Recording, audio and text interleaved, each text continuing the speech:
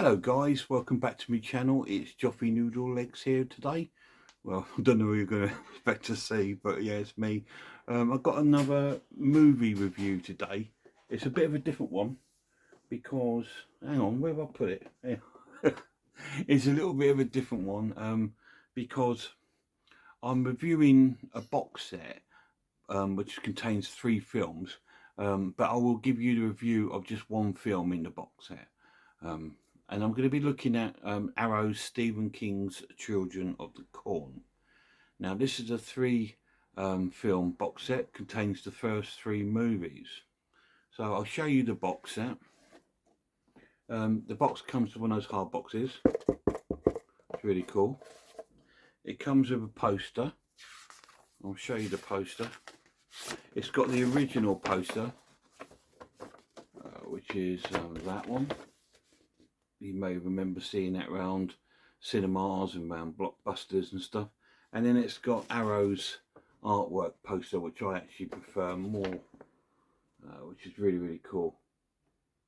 That's your poster. It comes in the box. It also comes with a large booklet,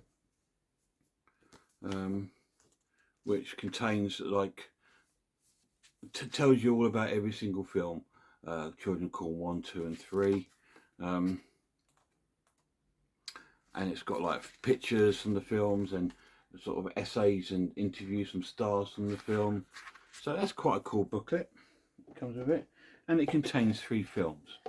Now, when I brought the box set, it was listed down as a 4K box set. So a little bit disappointed when it arrived because only one of the films is 4K, which is the first one, Children of the Corn. And it also comes then with 2 Blu-rays, Children of the Corn 2, which is The Final Sacrifice. Cool covers. And it got Children of the Corn 3, The Urban Harvest. Really cool covers. So when it actually arrived, first of all, I felt a little bit ripped off. Because I sort of ordered it, particularly because it said it was 4K. But only one film is 4K, which is the first one. So once you get over that, it's fine. But when I initially got it, I thought, yeah, well, I've ordered it because it was a 4K box set. But yeah, it only came with one 4K. But as a whole, it's a really cool box set. It looks really nice. And Arrow, again, give good value for money. I can't remember how much I paid for it. It was about £40 odd, which is not too bad for 3 movies and one of them being 4K. So that's the limited edition Children of the Corn box set. So I'll just look at the first film of the box set. I'll give you a little review of this. So this is obviously it's based on a Stephen King short story. It's based on this lad here on the front, Isaac, who sort of controls all the kids in this little town called Gatlin, and he sort of like creates his own sort of religion around the corn, in the cornfields, and all the children believe him. And in one day, all the children in the village go to the town and they kill every single adult in the town. So all the adults are killed. There's no adults in the town, just the children that are left. And they're all following Isaac and his beliefs. He's got like a sidekick called Malachi, who's like a bit of another sort of older sort of child in the group, who's sort of a little bit like a sort of team leader, and sort of like Isaac gives them the order and Malachi takes them all out to follow it.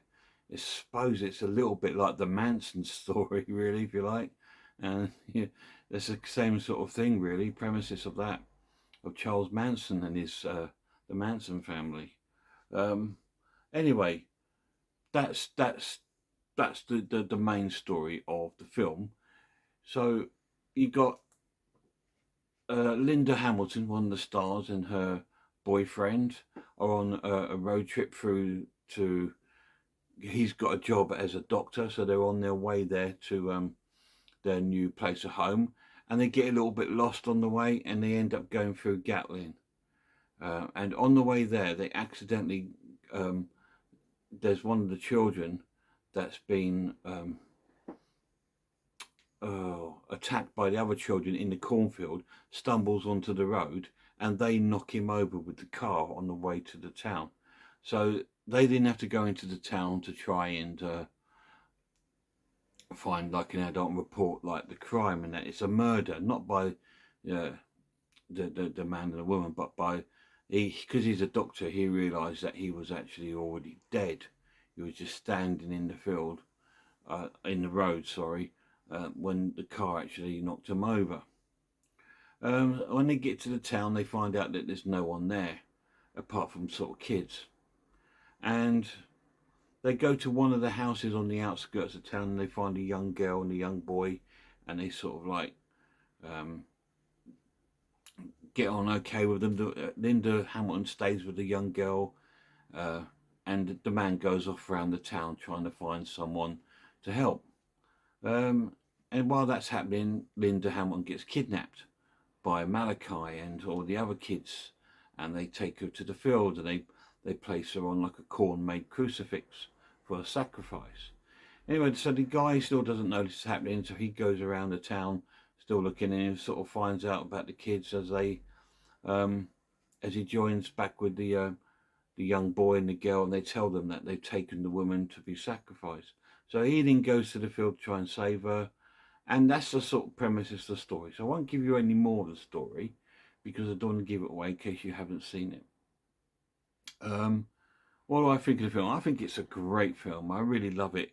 In the 80s, it was one of my favourite VHS videos. I brought it ex rental on VHS, and I used to play it and play it and play it, and I absolutely loved it. I loved the music.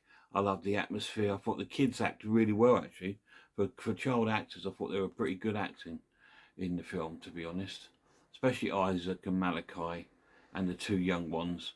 They played the parts really well. I just like the premises of the story. It is a typical sort of Stephen King sort of story, really.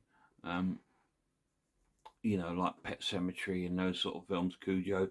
It's all that kind of sort of film. It's got that feel to it. And it's got a real 80s feel to the film. That's what I love about it. So the plus sides of this film is the storyline. Really, really enjoy it. It's some good acting. It's well made. It's not like a cheaply made film, like a sort of B movie. It's actually really well made and well casted, and it's shot really nice as well. Lots of shots in the cornfields, and like you get some sort of sunset shots from the barn and things later in the film. It's really nice, and I quite like the demonic sort of story behind it. Minuses, I'd probably say lack of gore, and maybe some lack of sort of killings in the film. There's not a lot of killings go on in the film, apart from the whole town of adults at the beginning, but you don't really see that. I think that beginning shots with the adults being killed could have been made more gruesome. But again, it's what it is, and I don't think it was. I think they wanted it to be more scarier by what you don't see than what you actually see. But I prefer to see the gore. But that's my taste. So the film itself, I will give it a great watch, and I'm going to score it 8 out of 10. I'm not going to talk about the other two films. I might review them on their own another day. So that's why I'm not putting them in there. They're just in there from the box set. The actual box set is fantastic though. It's definitely worth picking up. You can buy it as a 4K box set without the sorry, not 4K box set, a Blu-ray box set without the 4K edition, and it has all the Blu-rays. So that's the only other thing that's a little bit of a negative on it, is that it's just you know, down as a 4K box set, but it's not, and it's just that's the only sort of negative thing about the actual box set. But the film itself, Children of Corn, 8 out of 10. And that's the box set. So that completes my review of that. So what have you guys seen it? What do you think of that? You know, if you've seen it, comment down below what you thought of it. Have you seen any of the others? Because they did went on to make a few more franchise, which I sort of lost interest after the first three. So I never really followed them up. I don't think I've actually seen the other ones. If you have, let me know what they're like down below. Anyway, when you get a chance, go and check out a few more horror channels. There's Horror Hands, the Horror Geek, Man v Film, and Horror and Todge. Go and check their channels out, and check out my dear friend Russell's RS Designs.